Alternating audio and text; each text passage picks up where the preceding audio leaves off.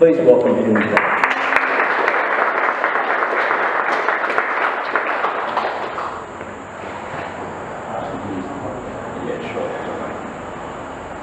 Thanks Stephen, thanks Vicky, and thank you for that beautiful acknowledgement of country as well.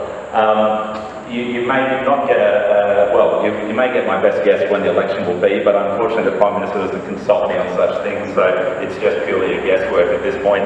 I had a billboard at the bottom of Mount Cotton Road that's gone up today or yesterday with my smiling face on it. So it gives you an indication as to when I thought the election may be, and unfortunately I've dropped the gun on that, so we'll see how things develop. I firstly just wanted to thank Steve and the committee for the invitation today. I really appreciate being asked to come along and speak to your group, and I'm always keen to speak to every single type of group in the electorate of Bowman.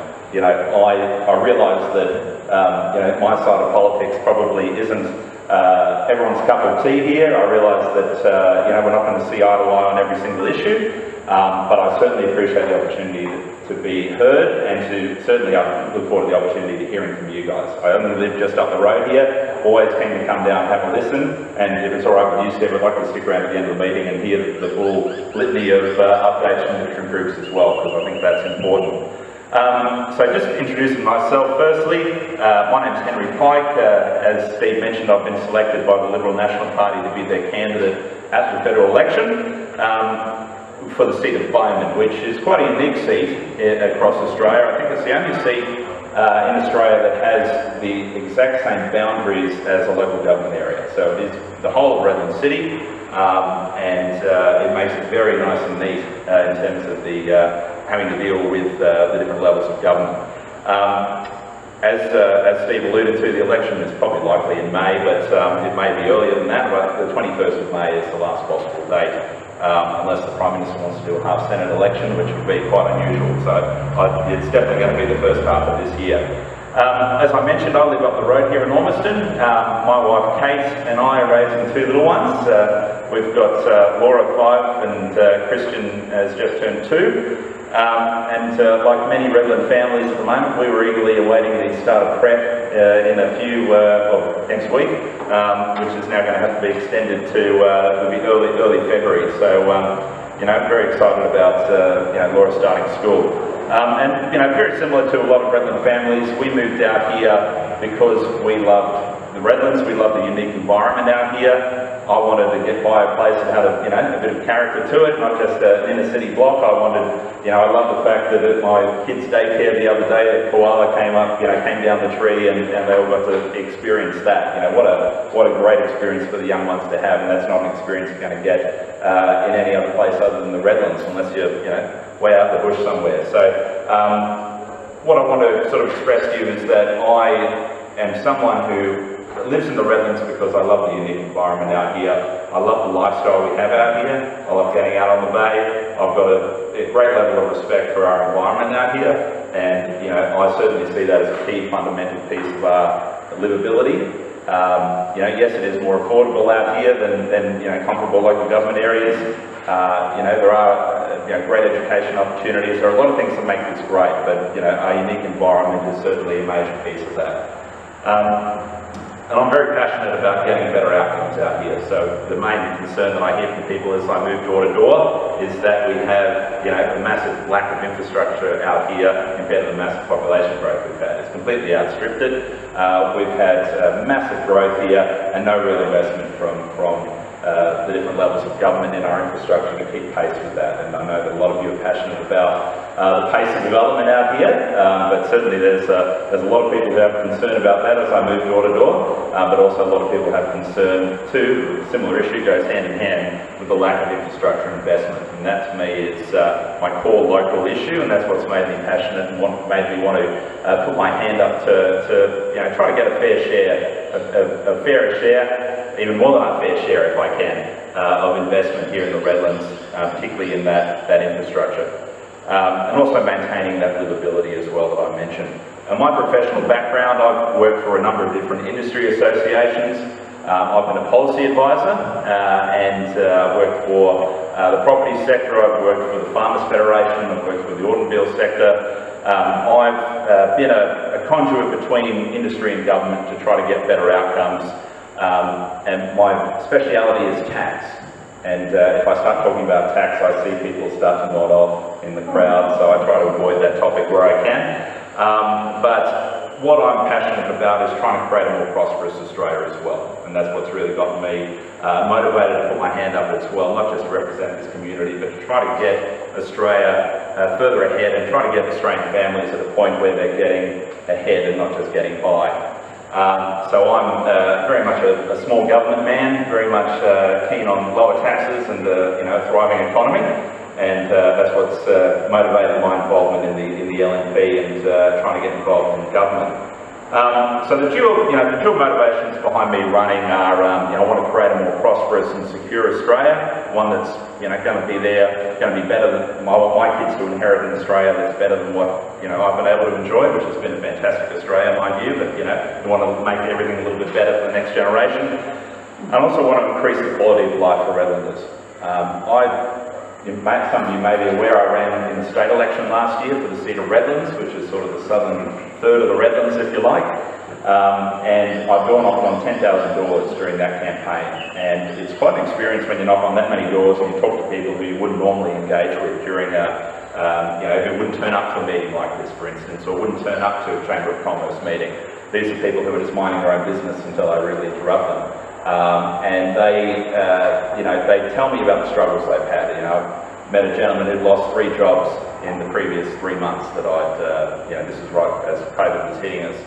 I met a mother who was fostering her 9th child, in informing me about the whole process she has to go through for that. So there are some really amazing stories out there every day that I go door knocking, and unfortunately I'm going to have to put that on hiatus for a while until COVID sweeps through us. But I just find it really rewarding to talk to locals about the challenges they're facing, the issues that are important to them, and then going away and trying to get wins for them, whether it's something small locally or whether it's a bigger issue they're having with the government department and trying to get results for them. So very keen to increase the quality of life for Redlanders, and a big part of that for me is also increasing the economic diversification out here, trying to create more jobs locally. I'm an individual who has to catch a train just here in Ormiston into the city every day for work. It would be great if we had more job opportunities here, more employment land, more opportunity for people to live locally, not just enjoy the local community over the course of the weekend. And livability, as I mentioned, is a big part of that, and ensuring that we maintain what we have here that's very special. And I've been speaking to a lot of people about the opportunity that they want to see out of the 2032 Olympics, and a lot of people say, well, we want to put Redlands on the map, we want to have something that's actually going to be more than just the 2 weeks of activity on when the Olympics come around. And when I quiz people about what that means to them, a lot of people talk about some of the issues that I know are important to you, and that is koalas, the environment, trying to boost those sort of environmental assets out here, not just all economic issues.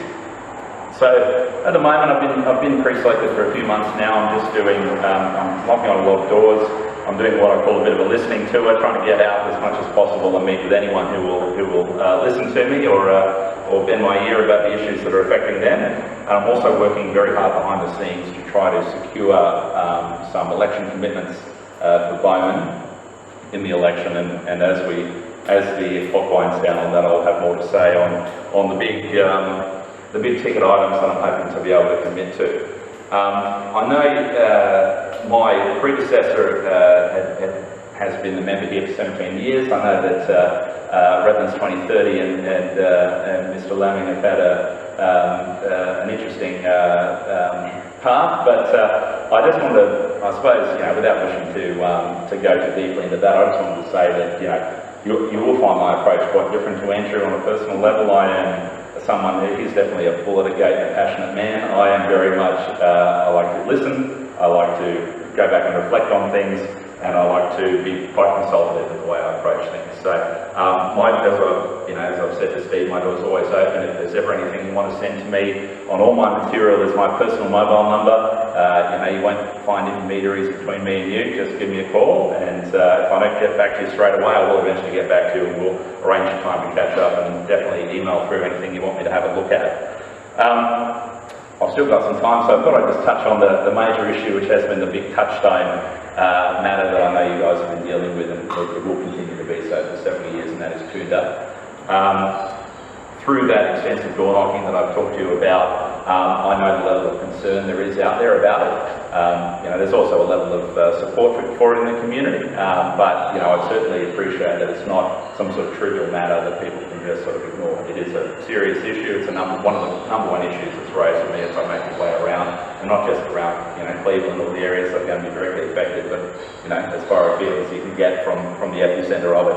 Obviously, you're going to hear more about the EIS process, and I suppose we're 10 years into it now, Steve, is that right? It's certainly not been a sprint, it's been a marathon.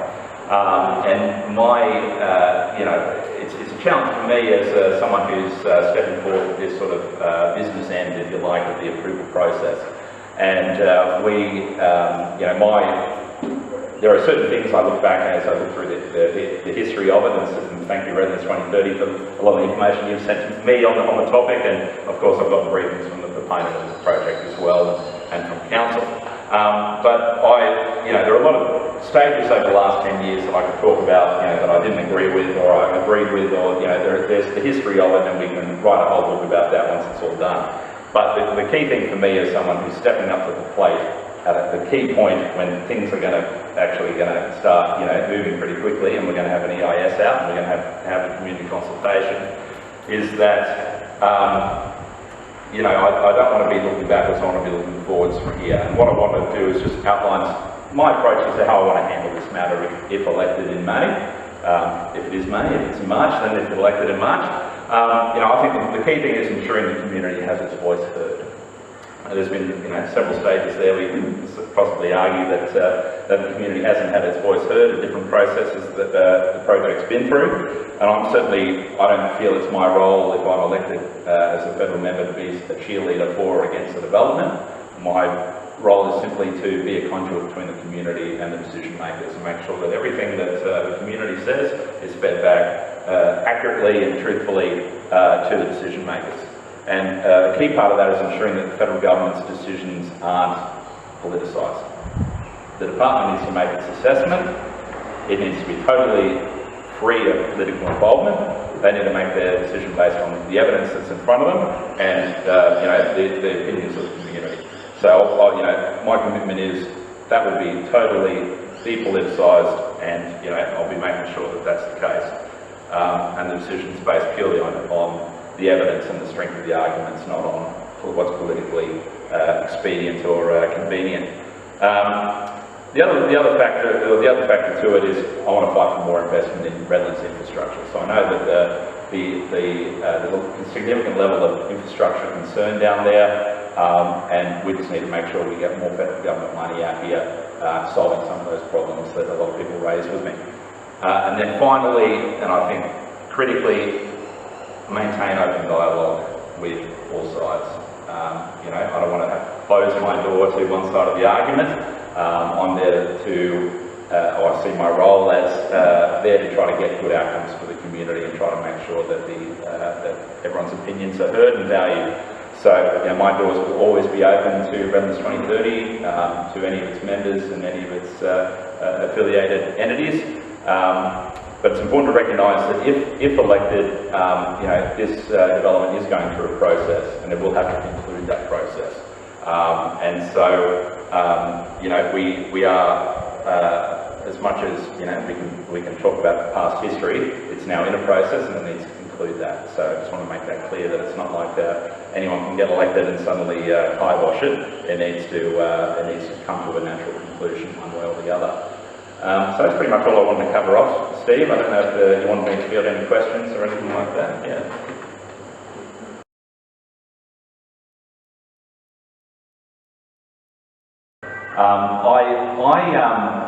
Look, it's one that's obviously got a lot of community concern around it. I've certainly drawn up in Birkdale and heard loud and clear, particularly concerns around council's consultation process on that, which was a little too close to announcements made around the grand vision for what was going to be there. Look, I've got to say I'm agnostic on the project. I am. My key, I think the same attributes still apply to that one as I've just outlined to that we need to make sure that the community's views are heard. Obviously, now being under council ownership, it becomes a council project. Probably the positivity there for you is that there is still, for a lot of these Olympic venues, there's going to be a requirement for Commonwealth funding. So there is going to have to be a Commonwealth sign-off on some of these projects before they go ahead. And certainly my approach would be to make sure that anything the Commonwealth government's going to fund has got support from the taxpayers. So it's one that I don't really have a clear answer on yet. It's one I'm certainly looking at and getting briefings on. But it's not, I wouldn't say I've got any firm opinion yet as to what I want to see there. I just want to make sure that what goes there has got strong community support.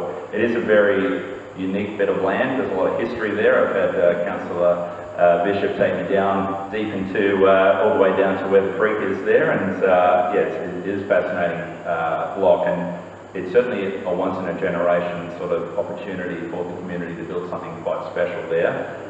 And you don't want... it's actually a bigger opportunity than the Olympics is. It's something with a bigger horizon than the Olympics, if you like. Can you figure what is up there?